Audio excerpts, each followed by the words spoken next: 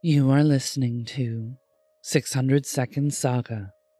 Today's feature is Luna Falls by E.M. Long. Summer had learned all she could about the world when it was still paradise, like Luna Falls. Her grandmother had given her a collection of perfectly preserved discs and an antiquated player, and Summer had consumed endless scenes of preening flamingos, steaming volcanoes, and crystal lakes, relishing the fairy tale wilderness of Earth as it had been. Luna Falls was as close to wild as anywhere could be now. On the trail, ancient trees and tumbling waterfalls gave Summer a taste of the untamed that she craved, which is why she had finally applied for a job there during the holidays. It was her first day, and Summer was nervous. They had visited as a family when Summer was a little girl, but never since. That day, her brother, Thorn, had destroyed the illusion, not just of this place, but of all her favorite corners of the outdoors. "Do they turn the water off at night?" he'd asked with a sideways glance at her. Their parents grew tight-lipped and acted as though they hadn't heard. "What does he mean?" asked Summer. "You didn't think it was real, did you?" Thorn sneered. He pointed out the haze just at the edge of sight. Summer came to learn that she and her family lived in one of the few remaining inhabitable regions of the continent, kept safe by invisible walls. In their carefully constructed home, air was filtered and scented with cut grass or fallen leaves depending on the season.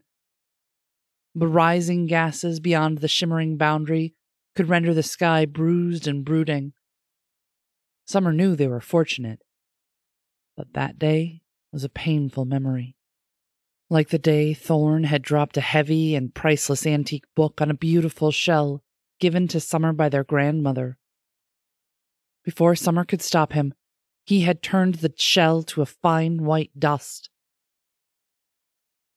"You'll like it here," promised Summer's manager, Arthur. Art took her to an ice cream van, unlocked the door at the back with a wave of his hand, and gestured her inside. The van was positioned on a rocky path that overlooked the sunlit valley and several of the famous waterfalls. A few sheep dozed in scant shade. "Ice cream's in here," he indicated the freezer. Everything inside, including the gleaming retro dispensers for ice cream, water, and coffee, was designed to look and feel comfortingly traditional. There was even a working cash register. "Just press the picture of whatever they want. The cone comes out here, ice cream here, and sauce sprinkles here. Don't remove the cone until the light comes on, or you'll get sauce all over your boots. The hot fudge is a nightmare. I'll relieve you at 1 for lunch. See you later." After he left, all was quiet. Summer had few customers. At one point, the machine ran out of cones and poured ice cream on her legs, but she found a wax paper pack of spare cones and refilled the machine at the back, then washed herself down with cold water from the van's tiny sink. Art didn't come back for her, and by 3 p.m. Summer was bored. She helped herself to a cone with everything and ate it on the back steps, inhaling the smell of the trees. The air turned cool. Summer saw that one side of every tree was in shadow, and she longed to touch them while there was no one watching. But she knew she shouldn't leave the van. But she was angry with Art for forgetting about her. She slid off her apron and propped the door open.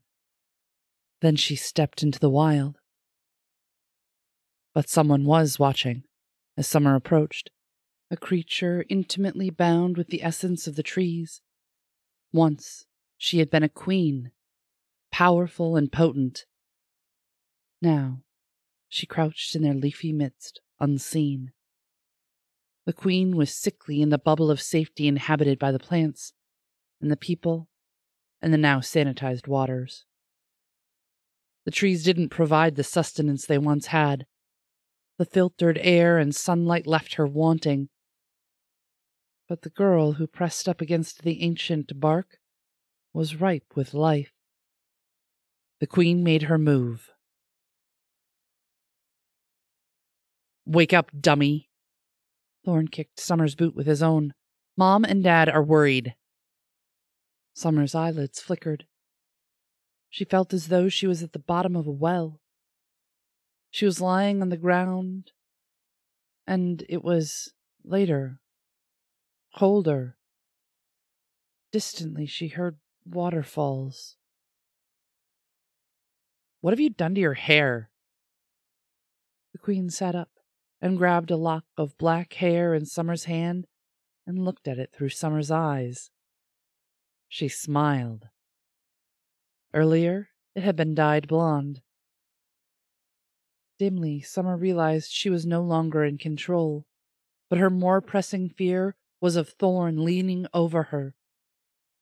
In her mind, Summer showed the queen the book and the shell, and a feeling of deep unease, something she had never put into words. The queen understood, and anyway, she was hungry. "You look awful," said Thorn. "Help me up," the queen demanded, and startled, he did. Before Summer could try to stop her, the queen had pressed their lips to Thorn's. Summer tried to scream. Thorn moaned in the back of his throat. The queen only sucked harder. When Summer saw the first tendril of decay snake across Thorn's cheek, she understood. Another unfurled, greenish-gray and dead-looking from where their lips touched. Thorn's eyes were wide, and Summer could feel him trying to pull away. The pale gray spirals continued to track across his skin, turning his veins black and his face to ash. Finally, when his eyes were dull, the queen took a step to one side. "I thought I was the relic," she said in a brittle version of Summer's voice. Thorn, teetering, unseeing, until the queen elegantly stretched out a finger and prodded his gaping shirt. His body hardly made a sound as it hit the ground and exploded into fine, white dust. This was Luna Falls by E.M. Long. Ellen is a pagan with a passion for vampires, folklore, and the supernatural. She has a degree in creative writing and English literature from Bath Spa University and based her dissertation on vampires as society's scapegoats throughout the monstrous centuries. By day, she writes for websites. By night, she blogs about everything from crystals to coffee and works on herself and her novels. Check out more at her website, uncommonwriter.co.uk. Check our show notes for links. Music is provided by Mads.